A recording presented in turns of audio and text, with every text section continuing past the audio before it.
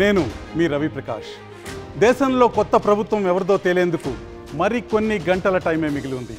ఇదే సమయంలో ఏపీలో ఏ ప్రభుత్వం రాబోతోంది, ఎగ్జిట్ పోల్స్ నిజమవుతాయా లేదా అన్న ప్రశ్నలు జనాల్లో ఉన్నాయి. ఇలాంటి అనుమానాలకు మేము సమాధానం ఇవ్వబోతున్నాం.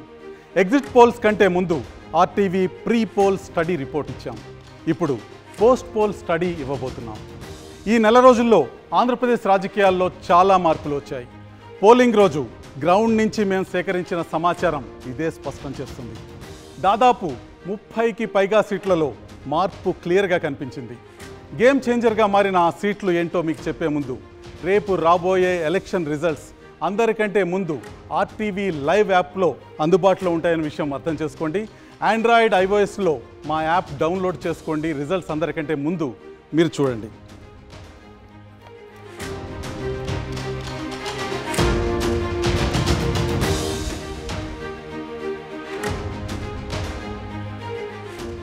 నా రైట్ సైడ్ మీకు ఏపీ అసెంబ్లీ కనిపిస్తోంది. లెఫ్ట్ సైడ్ ఏపీ మ్యాప్ ఉంది. రేపు ఈ అసెంబ్లీలో అధికార స్థానంలో ఎవరు కూర్చోబోతున్నారో కాసేపట్లో మీకు చూపించబోతున్నాను. ఈ ఫైనల్ రిపోర్టుకు ముందు 2 రోజుల కిందట వచ్చిన ఏపీ పోల్ ఆఫ్ పోల్స్ ఇప్పుడు చూద్దాం.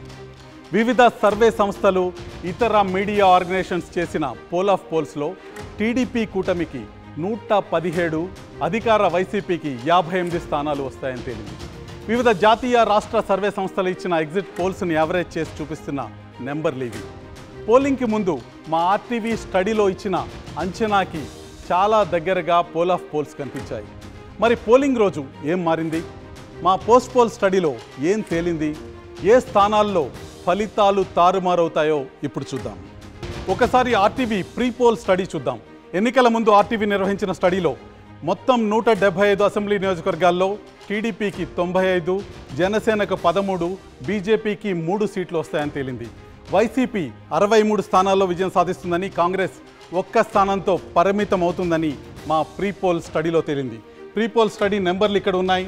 Telugu Desam party 95 స్థానాల్లోనూ, Telugu Desam party మిత్రపక్షం Janasena 13 స్థానాల్లోనూ, Bharatiya Janata party 3 స్థానాల్లో విజయకేతనం ఎగరవేస్తాయని, మొత్తం కూటమి 111 స్థానాల్లో విజయం సాధిస్తుందన్న విషయం ప్రీ పోల్ స్టడీలో తేలింది. కాంగ్రెస్ పార్టీ బోణి కొట్టబోతుంది, 1 సీట్లో విజయం సాధించబోతుందని, వైఎస్ఆర్ కాంగ్రెస్ పార్టీ 63 స్థానాల్లో విజయం సాధించబోతుందని ప్రీ పోల్ స్టడీలో తేలింది. మరి ఎలక్షన్ రోజు, ఎన్నిక రోజు ఎటువంటి మార్పుల్ని ఆర్టీవీ స్టడీ చేసింది, ఆర్టీవీ అబ్జర్వ్ చేసింది? రాయలసీమలో చాలా ముఖ్యమైన జిల్లా అనంతపురం జిల్లా పరిస్థితిని ఒక్కసారి చూద్దాం. అనంతపురం జిల్లాలో మొత్తం 14 అసెంబ్లీ సెగ్మెంట్స్ ఉన్నాయి. ఈ 14 అసెంబ్లీ సెగ్మెంట్స్లో వైసీపీ 6 స్థానాల్లో విజయం సాధించబోతుందని మా పోస్ట్ పోల్ సర్వే తెలియజేస్తుంది. టీడీపీ 7 స్థానాల్లోనూ, కాంగ్రెస్ 1 స్థానంలోనూ విజయ కేతనాన్ని ఎగరవేయబోతున్న విషయం మనకు అర్థమవుతుంది. నియోజకవర్గాల వారీగా చూస్తే రాయదుర్గంలో కాల్వ శ్రీనివాసులు విజయం సాధిస్తారు, ఉరవకొండలో పయ్యావుల కేశవ్ విజయం సాధిస్తారు, గుంతకల్లులో గుమ్మనూరు జయరాం విజయం సాధిస్తారు. వీరి ముగ్గురు తెలుగుదేశం పార్టీ అభ్యర్థులు.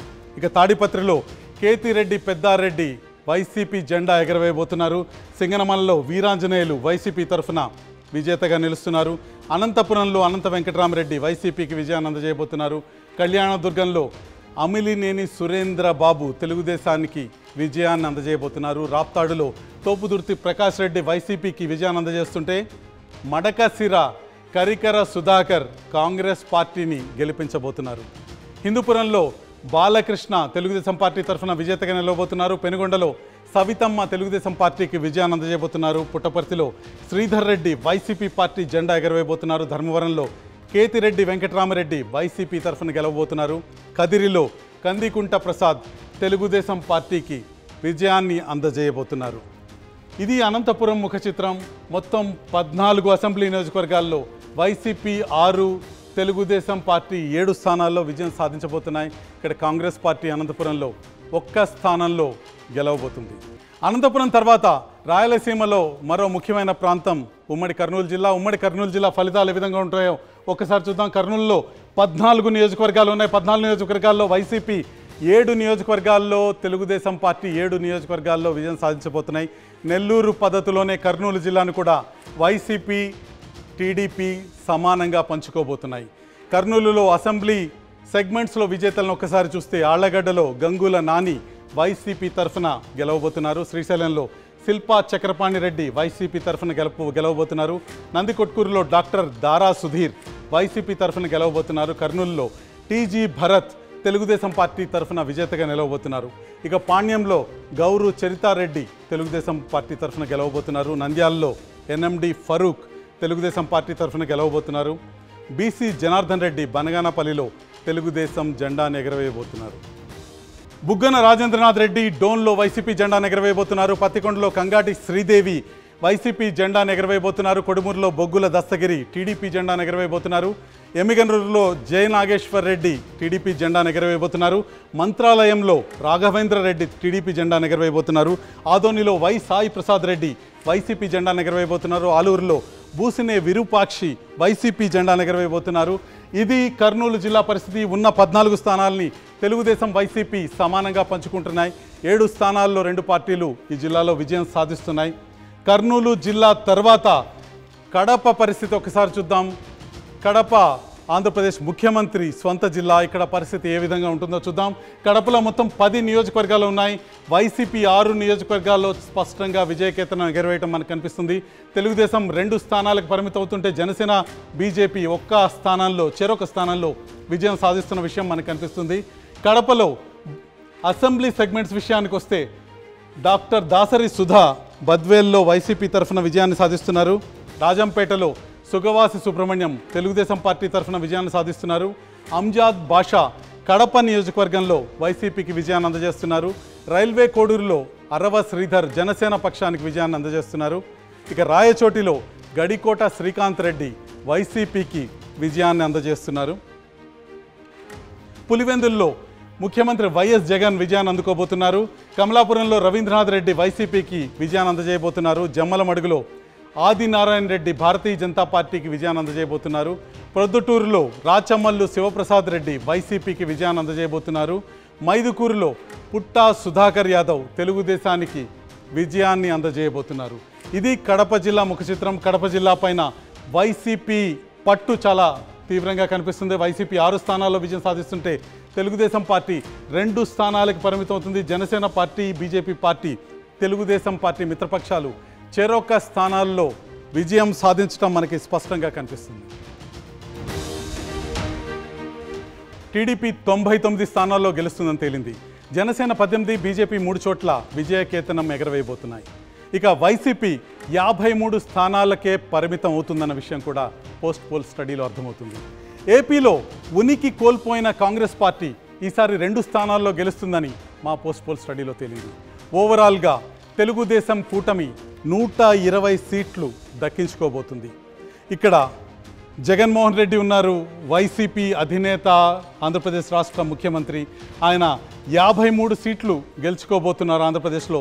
ఇప్పుడు జరుగుతున్న ఎన్నికల్లో తెలుస్తుంది. ఇటువైపు చంద్రబాబు నాయుడు కూటమి సభ్యులు ఉన్నారు, వారు 120 సీట్లలో విజయం సాధించబోతున్నారన్న విషయం అర్థమవుతుంది. చంద్రబాబు నాయుడు కూటమి 120 స్థానాల్లో విజయం సాధించబోతుండగా కాంగ్రెస్ పార్టీ తరఫున షర్మిల అధ్యక్షురాలిగా కాంగ్రెస్ పార్టీ ఖాతా తెరవబోతుంది. 2 స్థానాల్లో కాంగ్రెస్ పార్టీ 2 అసెంబ్లీ సెగ్మెంట్లలో విజయం సాధించబోతుందని మా పోస్ట్ పోల్ స్టడీ తెలియజేస్తుంది.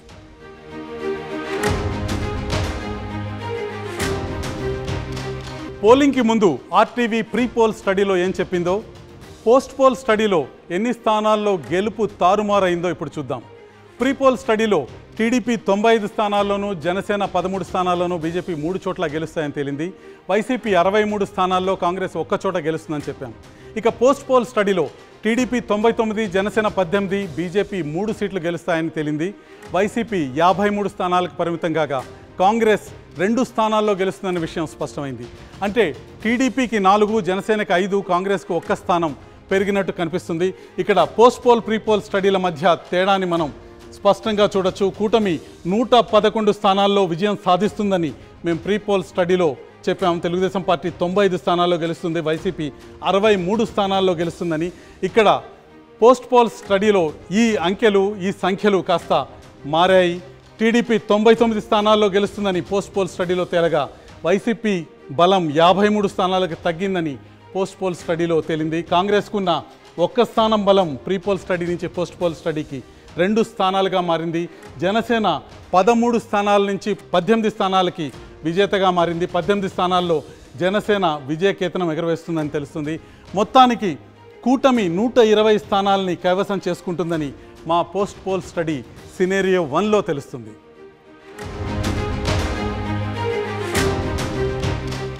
మనం ముందుగానే అనుకున్నట్టు రెండో సినారియో అందరికీ షాకింగ్గా ఉండబోతోంది.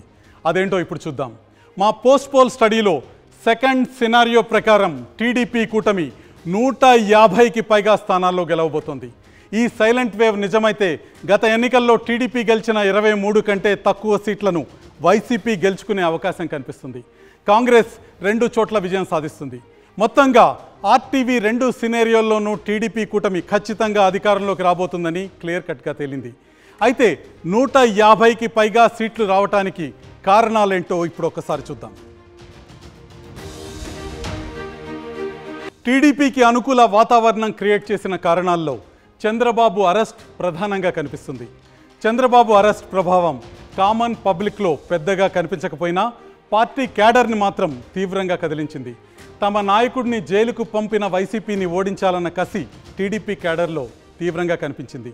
అందుకే ప్రతి నియోజకవర్గంలో తెలుగుదేశం నేతలు కార్యకర్తలు ఎప్పుడూ లేని విధంగా ఎలక్షనీరింగ్లో పై చేయి సాధించారు. వీరికి జనసేన బీజేపీ నుంచి మంచి మద్దతు వచ్చింది. ఈ పరిణామాలతో రాష్ట్ర వ్యాప్తంగా కూటమికి ఒక వేవ్ క్రియేట్ అయింది. ప్రధానంగా జగన్పై 4 అంశాల్లో జనంలో స్పష్టమైన వ్యతిరేకత కనిపించింది. అందులో ల్యాండ్ టైటిలింగ్ యాక్ట్ గెలుపోటములను మార్చేసింది. తమ భూమిపై హక్కులు ప్రభుత్వానికి వెళ్ళిపోతాయన్న భయం జనంలో చాలా స్పష్టంగా ఎన్నిక ముందు కనిపించింది. పాస్బుక్లపై జగన్ ఫోటోలు వేసుకోవటం జనాల్లో అనుమానాలకు బలాన్ని చేకూర్చింది. ఇది జగన్పై వ్యతిరేకతకు దారితీసింది. ఇక మరో అంశం మద్యం అమ్మకాలకు సంబంధించిన అంశం. మద్యం అమ్మకాలు వైసీపీ ప్రభుత్వానికి భారీ వ్యతిరేకతను తీసుకొచ్చాయి. చీప్ బ్రాండ్లు, అత్యధిక రేట్లు చాలా నెగిటివ్ ఇంపాక్ట్ని క్రియేట్ చేశాయి. కుటుంబం పెద్ద సంపాదన అంతా మద్యానికే సరిపోతుందన్న ఆందోళనతో పాటు తమ మగవారు అనారోగ్యానికి గురవుతున్నారని ప్రభుత్వంపై మహిళలు ఆగ్రహంగా ఉన్నట్టు స్పష్టంగా కనిపించింది. ఇక మరో ప్రధానమైన అంశం రోడ్లు దారుణంగా ఉండటం బలమైన నెగిటివ్ ఇంపాక్ట్కు కారణమైంది. గ్రామాల్లో పట్టణాల్లో రోజు పెద్ద పెద్ద గుంతల రోడ్లతో ఈ 5 ఏళ్లు నరకం చూశామన్న ఆవేదన మెజార్టీ జనంలో ఉంది.